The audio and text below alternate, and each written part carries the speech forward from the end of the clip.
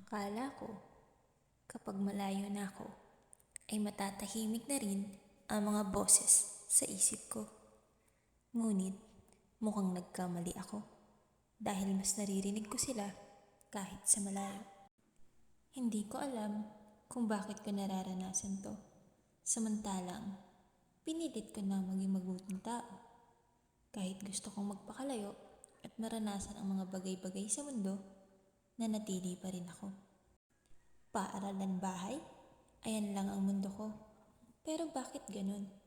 Bakit masama pa rin ako sa kwento? Tila para akong isang kriminal na nagtatago sa krimeng hindi ko naman ginawa.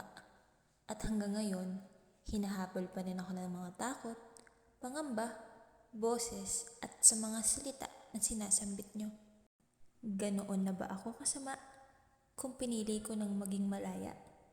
Malayo sa gapos ng sakit at paghihinagpis. Malayo sa mga taong nagdudulot ng pait.